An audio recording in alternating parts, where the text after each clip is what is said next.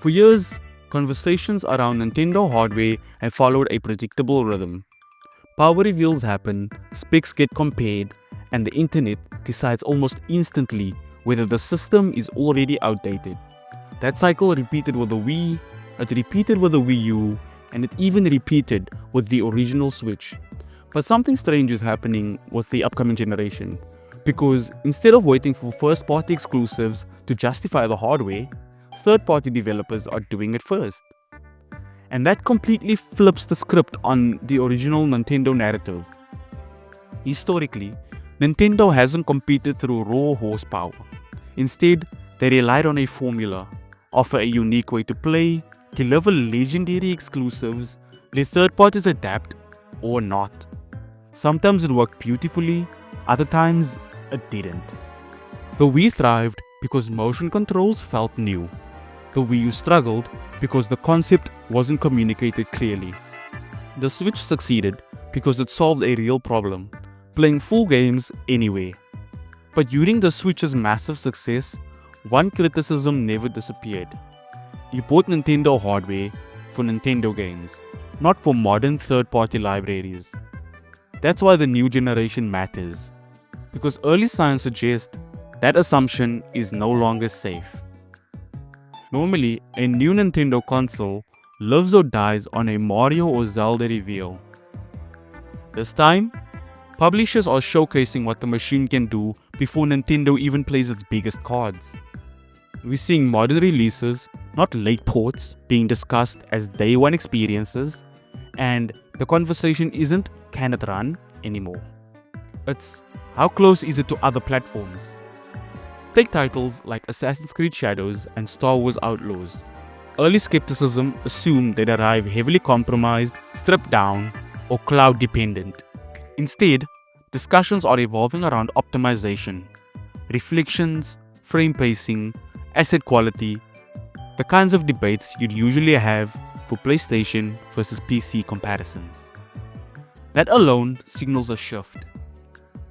Nintendo hardware isn't just receiving versions anymore, it's receiving attention. Raw specs matter less than development comfort. Developers don't target theoretical power, they target predictable performance. When a platform is easy to work with, it gets better ports. When it isn't, it gets abandoned. The original Switch proved this clearly. Late in its life cycle, studios mastered it and produced results that looked impossible at launch. Now imagine a system designed from the start with modern engines in mind. If developers can efficiently scale their projects rather than rebuild them, ports stop being expensive risks. They become safe investments. That's why frame rate talk matters more than resolution bragging rights. Reports around Pragmata and Resident Evil Requiem heavily focus on performance targets. Stable performance in handheld mode isn't just impressive technically, it changes purchasing behavior. Power alone never determined success. Convenience did. The reason hybrid design worked is simple. Players stopped choosing between platforms. They consolidated onto one. If a system can play modern releases anywhere, it becomes more than a secondary device. It becomes the default device. That's where the real competition begins. It's not about graphics anymore, it's about lifestyle. A machine that delivers acceptable versions of everything often outsells a machine delivering perfect versions of some things. Because most players don't buy 5 consoles, they usually just buy one. Once publishers believe a platform can host their games reliably, momentum builds quickly. Consider how older releases are being updated. Even something as ancient as Skyrim is receiving technical improvements. On the surface, that sounds trivial, but it signals confidence. Studios don't invest resources into abandoned ecosystems. They invest where audiences exist, and where audiences are growing. And that encourages risk. Risk creates exclusives, exclusives create hardware sales, and hardware sales bring in more ports. It's a loop the original Switch only partially achieved. the new generation could complete it.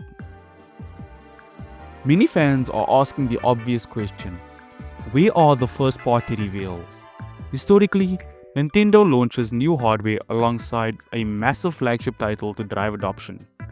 But holding them back could be intentional. If third parties dominate early months, they establish trust in the platform's capabilities. Then, when first party games arrive, they don't carry the entire burden of selling the hardware. They amplify an already thriving ecosystem.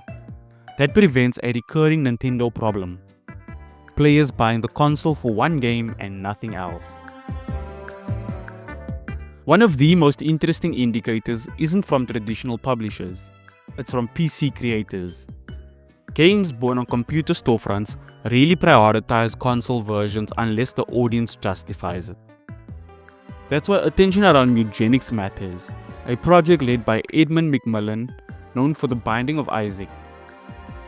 When a PC developer considers a platform their primary console destination, it signals something powerful. The platform isn't just viable, it's desirable. And that's a cultural shift. We have seen this once before. On weaker hardware, Capcom released Monster Hunter Rise first. That decision wasn't about maximum fidelity, it was about audience concentration.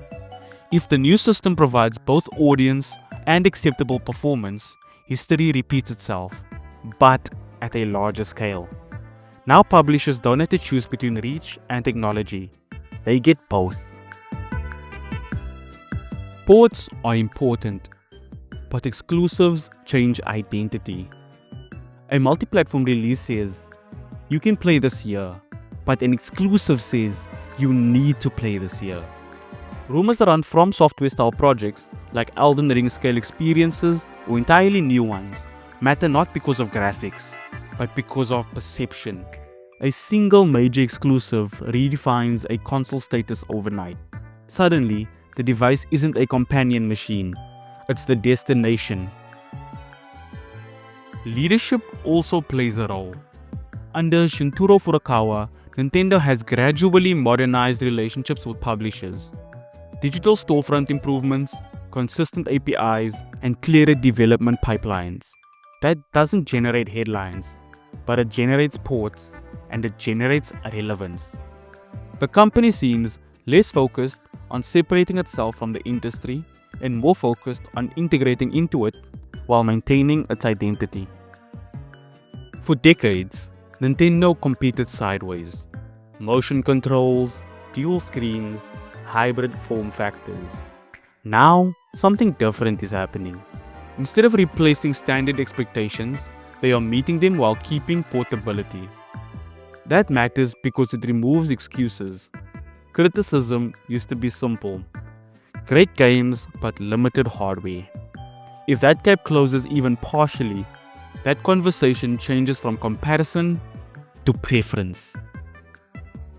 The real victory isn't beating consoles in graphical output. It's becoming the platform where players naturally buy third-party games. If a player can purchase one machine and feel they are not missing out, that machine wins, regardless of raw specs. The original Switch almost achieved this, but required too much compromises. The next generation's goal is reducing those compromises enough that they stop affecting buying decisions. Not perfect, but sufficient. So the story isn't about outperforming other systems. It's about eliminating the need for multiple systems. A device that offers modern releases, acceptable performance, portable play, and strong exclusives doesn't need to dominate specs charts. It dominates habits, and habits sell hardware more reliably than teraflops ever have. If the current trajectory continues, the biggest releases won't be proof of how the system works. There will be confirmation that players already believe it does. At that point, first-party titles become a celebration rather than justification. And that's when a platform becomes culturally central rather than situational. Not the console you buy for certain games, but the console you buy. Period. The most interesting part of this new generation isn't a single game, it's the order of events. Third parties are validating the hardware before Nintendo showcases its powerhouses. And that has almost never happened in the company's history. If it continues, we won't be talking about whether the system keeps up. We'll be talking about whether other platforms can match its convenience. And that is a very different kind of competition. Not a race for graphical superiority, but a race for relevance.